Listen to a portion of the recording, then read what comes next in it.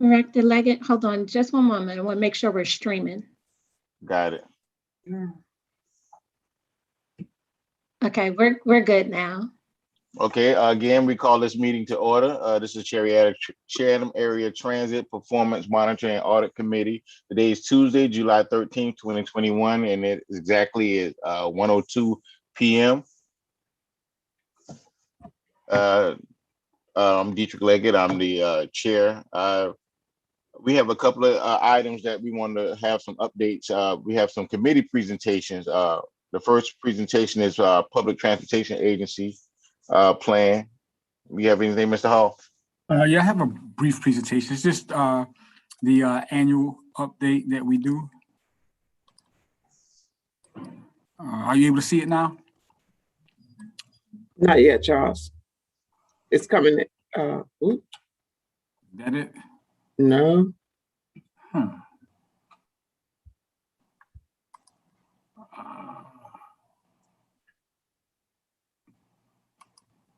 Just hit the Zoom app at the bottom and that'll go away.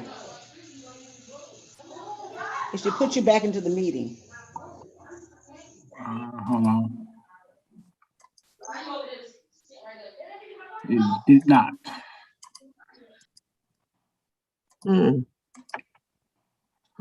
It's a Zoom screen. I don't know why.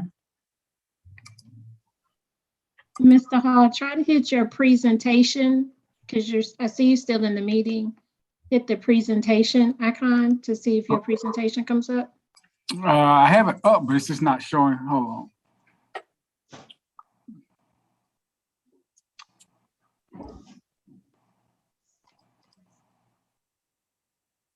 Okay, there it is. Okay, all right. Yeah, the actual requirement for the city plan requires that we do annual updates. As you remember, it was first adopted back in December. Since then, we've made some recommendations based on what the information we got back from the FTA, and that's actually outlined in the redlined document that you should have gotten in your board packets. Some of the things that you may see might also be highlighted. That's because I actually added them based on the recommendations. The table of contents obviously would have to be revised because some of the changes change the pagination, so that'll be revised once it's adopted. They also recommended that the board includes a memo once it's been adopted and the revisions have been adopted. What we also do too, since it's being approved annually, is to have an actual table inserted that will have the signatures affixed to it with all the parties that are involved in the revisions of the document. One of the things you'll also see in the revisions is the name change of the CEO. So Ms. Ragland's name is going to be changed to reflect that change. We also had to add names to the positions on the accountability table. Prior to the names being added, we just had the positions in the document. So they recommended that we added the names of the individuals that fill those positions. I also added a table to illustrate the safety performance target coordination. When we actually approved the document back in December, we did send copies of it to the MPC as well as GDOT. The FTA recommended that we include that in the document itself. We also added implementation strategy of the plan itself. That was a 1.5-page document that I actually inserted. Actually, right after we had the document adopted by the board, I had already had the plan, so I just inserted the actual standalone plan into the safety plan itself. And finally, one small other recommendation was to change the wording of hazard mitigation to safety risk mitigation. Those are the changes that you should see that were redlined in the original document. And as indicated, we'll do this in July of every year to make sure that those changes and revisions have been made. Are there any questions?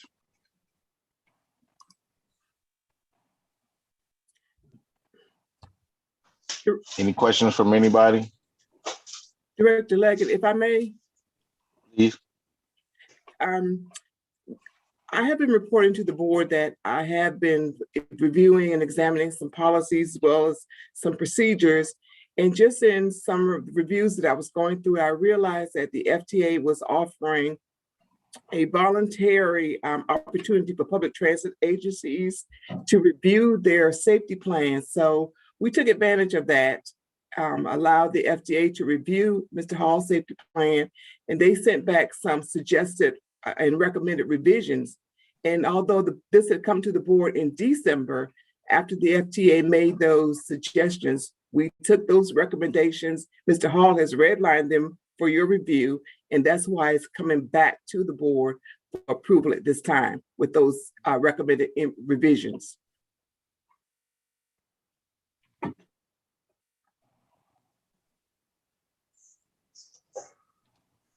Thank you, Ms. Ragland. Okay. Anything else from you, Mr. Hall? Nope, that's it. I appreciate that. Thank you. Mhm. And now I have item number 3 is our proposed agenda items. That's our action items for July 27th, 2021. The extension of our COVID-19 emergency measures. You want to speak to that, Ms. Ragland? Actually, Mr. Cooksey is available to speak to that. Okay. Yes, good afternoon. No changes on that from what we, had been presenting. So everything remains intact as far as that. There's, the information I've received, there's no change coming down the line in reference to, as far as the transportation, in reference to the mask mandate or social distancing that's still slated for September the 13th. I do know that what I've heard is the airline unions have been very vocal about the mask removal. And, we all fall under the same umbrella in reference to TSA. So we'll see how that comes down the pike if we're, looking at any changes on that. But right now, everything is status quo in reference to our emergency COVID measures. And to shift gears just for a moment, I did mention on the last call that CAD did have an opportunity to participate in the ops briefing webinars that took place in reference to hurricane or tropical storm Elsa. And, reporting back on that, we were all very well prepared. Everyone was contributed well as far as information. So it was a good kind of practice run feel of what that may look like. So that was the whole organization. So we had both the ops briefings, but we also had internal meetings as well, kind of following along the path of the storm and what actions that we may or may not take. So I just wanted to kind of give you an update on that. We were well on top of that. And I know, Dr. Robinson, you mentioned you wanted to, you had a comment or question in reference to the DOT. So I'm open to hear those comments.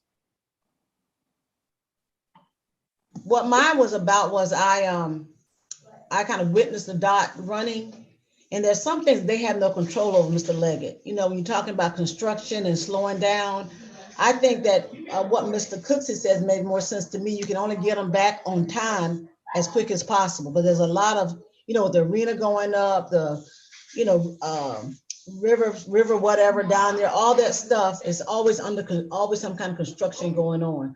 But my question was more about how proactive are we, since the DOT is now running, in knowing when these encumbrances could be happening, so the driver would know in advance. Well, we'd like to say we are well aware of those in advance, but there are some instances that we don't have any control of. They just pop up. And those things, you're just at the mercy of the flow of the traffic. I mean, it's tight down there. I was down there, this past weekend, and I saw on actually on Bay Street, well, they'll be moving all of the shuttles and all of the different vehicles over, just trying. So that's going to even impact us more. You're like pushing all this traffic in our direction. So, it's just a matter of us doing the best we can with it. A lot of people are out, and which, it was always the case. Maybe it's more so, but we make every effort to safely get back on route if we have to detour. The challenge of that is if we do have to detour and we send out a message online saying the DOT's detour, by the time it goes out, we're back on route. So that's one of the challenges we'll face too. We can quickly get it out, but then we're back on and people are confused, thinking we're not on, but we actually are. So it's just a matter of us, that situation is fluid and us just getting back on route as quickly as possible. And I would like to make one recommendation is if there's a particular stop that's being impacted, to maybe send a manager out, to that particular stop, so that customers will know not either hang out there 10 more minutes or move to another stop, because the shuttle itself is a convenience. It really is a convenience. And most of our businesses are walking anyway. So the shuttle is one of those things, if I can jump on it, for this little, I'll jump on it. But if I don't have it, I'm going to walk anyway. You see what I'm saying? Yes. So I think that getting back on track is not an issue for me as much as informing folk who may be standing thinking it's coming by, because they're going to walk anyway. Yeah, what I can report is starting this, new fiscal year, in reference to our road supervisor headcount or our transportation supervisor headcount, we are actually, for the first time, we've met that headcount. So we'll have a little bit more manpower that we have not had in the last couple of years to be able to look at and watch that dot as we try to schedule different shifts for that very thing, to help with the routing of the buses, to help with the communication piece. So that's a luxury, as I'm calling it a luxury, that we haven't had in the past, that we want to take advantage of. As soon as we get those individuals, they're currently going through training, and we'll have a full staff that can help cover these different areas. So I do hear you. Sounds good. Yes. And I don't know whether it's at this point, but also I had an opportunity to engage with the ferry. Okay. And I like what I saw. I met one of the captains, one of the boat I met Mr. Meadows, and they're upbeat, they're very cordial, they're just good people. Mr. Meadows is I think that's his name. Am I saying that correct, Mr. Meadows? Yes. He's very polite, and he loves engaging with the people getting on and off the ferry. See, he didn't know who I was. Right. And that's what I do. I don't say who I am right away. I ask questions. You get the look. Well, why you ask me all these questions? You get that kind of look. Sure. But he was so professional, and so he had answers for everything. That's right. Yes. They're excellent. Yeah. So I was super impressed with that, and I think it was Captain Dave that I spoke. Yes, that's correct. That's right. Yeah. But that's good feedback. I'll share it with them. But they do a world-class job out there with the ferry and keeping that ferry running and safe, and the customer experience is excellent. So that's one of the golden gems or diamonds of CAT as far as customer service and service in general. So thank you for acknowledging that. And Mr. Leggett, and this is how I feel about the ferry and the shuttle. If we just charge $1 round trip, just $1, we can make some money off each one of those. I mean, if you charge me $1 to ride the ferry all day long, I'll pay that $1. You see what I'm saying? So we want Ms. Cutter, if we want to generate some more join the meeting. Start charging for the shuttle, and just something. It ain't gonna be a lot of money, but I listen, like the ferry, so I'd pay $1. Listen, I had some family members come down with a church group over the weekend, and they came down just to ride the ferry. Really? Right. Really? That's right. Wow. So we need to think about can we charge and get away? They'll pay it. I think they will now. I personally think they will, but I'm done. It's really good to hear you all say that. The ferry is totally different from what it used to be. Now it is a huge tourist attraction as well, and people love it. The director under Mr. Cooksey and Mrs. Ragland's leadership, they're working very hard to do great things with that ferry, the ferry system itself. It's just amazing that you all mentioned that today, because we have been working diligently in fighting to get more support, financial support from other entities for the ferry. Well, they're renovating over there at the convention center. Yeah. They're expanding that, so that means they're going to bring in more. That's right. Things. So the ferry to me is vital, and I learned a lot about why they run what they run, when they run it. Oh, I learned a whole lot. Y'all know I ask a whole lot of questions. And, go ahead, Director. Just to give you guys some more kudos, Alderwoman Linda Wilder Bryant was walking downtown, and she ran into one of the actors from House of Pain, the young guy that plays Malik, and he was looking for a house here in Savannah, and he rode the bus. She took him down on the ferry. She took him through River Street. So people are really looking at Savannah as a home, but they are using our public transit. People are not aware that we have different actors and famous people who are enjoying our city. Yes. So kudos to the staff. Yes, definitely. I'll just chime in and say as well that we're very proud of that Mr. Gumby, who's the director, Jimmy Gumby, and his crew. As you said, they've always been very not just cordial with people, but friendly. Yes, and very customer service oriented. And we're, as Mr. Cooksey said, they're one of the shining gems of Chatham Area Transit. Yes, and we do appreciate them. Yes. And they know they met Dr. Robinson, so you can mention them. Thank you, Dr. Robinson. Thank you so much. Ms. Ragland, also, I'm gonna wait on that email from what we talked about earlier about the extension. Yes, sir. Yes, sir. I'll send you something on that. Okay, thank you. Yes, sir. Anything else for the COVID-19 emergency measures and operations? If not, we'll move forward to our next item. Item B. Yes, sir, that's me. I am talking to you today about the federal fiscal year 21 5307 funds.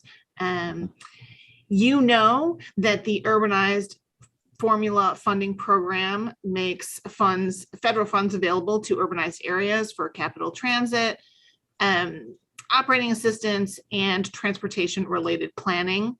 And in FY21, we were allocated $3.8 million.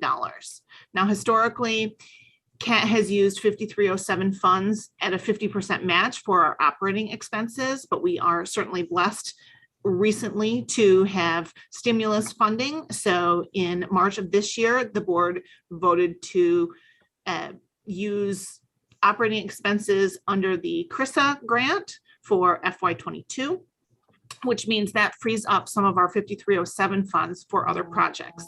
And y'all have been talking about this for a while, how to best utilize these 5307 funds. So this morning you got the updated 5307 priority list, and you can see on it, there are some great projects that we have created as a team. This list was developed through a cross-departmental evaluation process across the organization, which utilized CAT's board-approved strategic plan, the transit asset management plan, and internal needs throughout the authority, as well as local match requirements. So you can see on this list, we've got some great stuff going on. We've got the electric bus rollout plan and TDP. We've got technology upgrades for HR, finance, admin, website, and some ITS upgrades. And then a two-way radio upgrade. We've got the parking lot improvements that y'all have been talking about for quite a while now. A bus airflow project, in-ground lifts in our maintenance department, exterior paint at both CAT Central and ITC. And then the last item on the list during this morning's committee meeting, they've recommended that we change it from facilities mod camera upgrades to facilities mod security upgrades. So that can include cameras, but also any other security upgrades that we can cover with that cost. So again, we've picked these projects based on the current needs of CAT and are excited to be presenting this FY21 list to you. Keeping in mind that FY22 apportionments will come out this fall. So we'll see another pot of money. And we will also have the ARPA funds. The American Rescue Plan has a much larger pot of money. And again, because there are multiple options in how to spend that money, we can look at capital projects as well as operating expenses for that pot of money. So, yes, ma'am. What I didn't hear or didn't see, unless I missed it, was the refurbishing or replacement or adding of benches and trash cans to various bus stops. So I'd like to see that back on the table. If it's not, it needs to be on the, because I'm really tied to Route 31. And I have been approached by different people that rise that route. There are very few benches or a seating arrangement. Now at Walmart, there's one. There's one at Walmart. When you go down Eisenhower, come through Nottingham, there are folk at these stops that have no benches. So I really want to see it either back on our board agenda, Mr. Leggett or Ms. Ragland, some discussion as to where we are with getting those things and identifying those areas of need.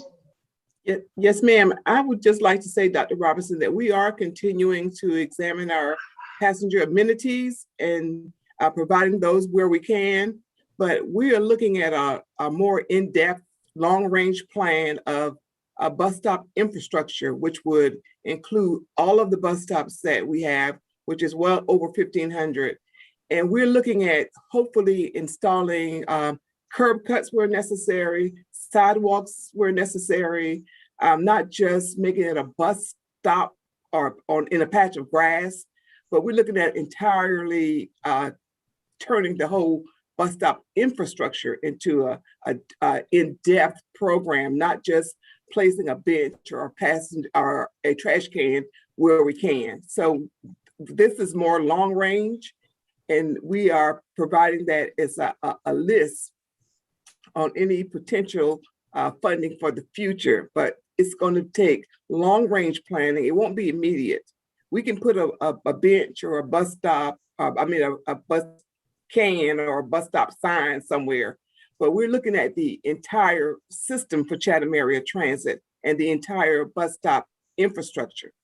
Because we know so many of our bus stops are unfortunately inaccessible at this point, and we're looking at all of that in its entirety. Well, Ms. Ragland, that was my approach, but you know what the folk is saying? We've been having this discussion for a long time and nothing has happened. I know we have. You see what I'm saying? So yes, ma'am. I know. But we are in the midst of discussions and funding opportunities to provide that we really need that. We can't continue to put a Band-Aid on the situation by putting a trash can here or bus or a bench here, but we have to look at the entire system. And that's what we're doing now. And I do appreciate that, but when I see women with wheelchairs or walkers having to stand and been standing for years, it's hard for me to sell that. I've been trying to sell it as much as I can. So all I'm asking is that whatever it takes to speed that process up, that we need to, because it's been a long time and we've been promising people these things. So yes, ma'am. We do need to kind of keep it in our forefront as one of those priorities that I think is very important.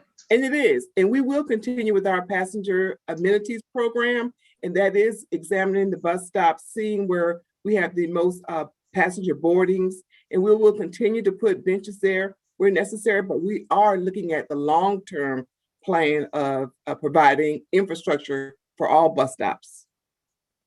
This has certainly oh, go ahead. Oh, go ahead, Brent. I'm sorry. I was going to say this has certainly been a priority on Ms. Ragland's list. And in fact, we talked about it as recently as just a few days ago. We are working on an amenities inventory, and it has been completely updated. So we know exactly what's out there. And then we're writing a report that we can share with our community partners. We think that this is such a big, important project that it really needs collaboration with some other folks in our area. Certainly, we can't put in sidewalks without permission from the municipalities. So we really want to work collaboratively with the whole community to just do just that. What you've been talking about is get some better amenities and better accessibility to all of our stops. And you're right. And part of that too is that you have people that in the unincorporated area that know their county commissioners on the board, you know, because I'm in the 3rd where Bobby Lockett is. So the response to me was from one of the neighborhood association leaders says, well, between you and Mr. Lockett, let me y'all get something done. So Mr. Lockett's on the hot seat as well. So Okay. Yes, we totally understand. As Brent said, this has been a priority for me from day one. I mean, this from day one. We just have to go through the process. And I know it's taken a while. You haven't seen the results. But you will continue to see benches placed at bus stops and, you know, hopefully curb cuts made. But when we take a look at the entire system and the complete infrastructure of all bus stops, the accessibility as well, then we're actually doing something to improve this community. Okay, Ms. Ragland, have we Yes, sir. scrapped the project on Waters Avenue? Because I remember when they did the streetscape, they was thinking of putting a kiosk where the It's Amazing area was. I see the infrastructure is there, but nothing ever went up. You know, initially the bus stop was supposed to be moved from right up there on the corner of 36 and Waters to where the city now has a little, I don't know what that office is, right next to the end of the building. That was supposed to be the bus stop initially. Right. And we had all kinds of plans for that, but then the city found some usage for that area. So that's kind of scrapped our plans for that bus stop. But there were plans to make that a major stop with some of the amenities that you just mentioned. We haven't scrapped it. We're looking at ways that we could, because that's a major transfer point for a lot of people in the community with the 12 Henry and the 27, 28 Waters serving that route. But we're still looking at ways that we can improve that bus stop. But as far as moving it to where we initially wanted to place it with those amenities, we can't move forward in that direction. Okay. Anything else for this item? If not, we'll move on to item C. Oh, go ahead. One question, Mr. Leggett, that's a very good point that you brought up about the shopping center over on Waters Avenue. I think this is the perfect time for CAT staff and city staff to reconvene to talk about how we can make that work. They should have the original design and what the proposed plan when they decided to change and use that corner where that center is. So great time to take another look at that to see what can be done. That's right in the heart of an area where people really need public transportation. And it needs to be safe and convenient and clean and all of that. The center that's over there is the Family Justice Center. And I'm not sure, after speaking with Mr. Lloyd, how what our contract is and what our intergovernmental agreement is for that center. But again, we will create that conversation between Maybe the two agencies. Yeah, maybe it's something where the bus can actually pull in. It is. The lot or something. There's a curb cut for the bus. Yeah, because that was a part, Ms. Ragland is correct, of the original plan for that area. So whatever retrofits that can be done to make that stop more customer friendly, that would be great if we could work together with the city on it. Thank you. Thank you. If there's not anything else for that item, we'll move on to Public Transportation Agency Safety Plan. Well, it's actually already been presented, Director Leggett, as a presentation that Mr. Hall did. So that was the presentation. That was, sure was. Yes, I apologize. Forgive me. No problem. So do we have any old or new business at this time from committee or staff? Well, if there's nothing, our next meeting will be July. Go ahead, Ms. Ragland.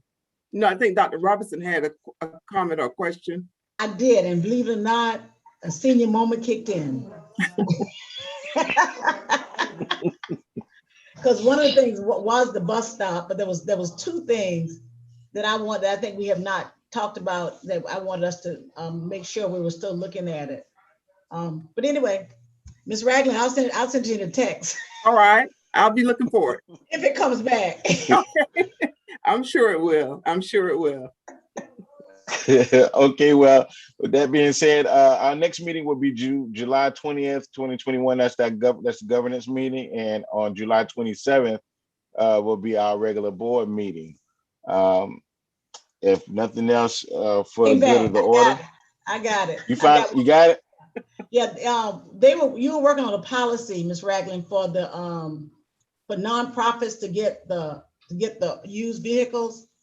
How's that coming? We have completed the policy. We are in the process of setting up the process, whereas those persons can view those buses that are available and determine how many buses are available. So that we're in the process of doing that right now. See, I told you it would come back. I knew it would. I told you it would.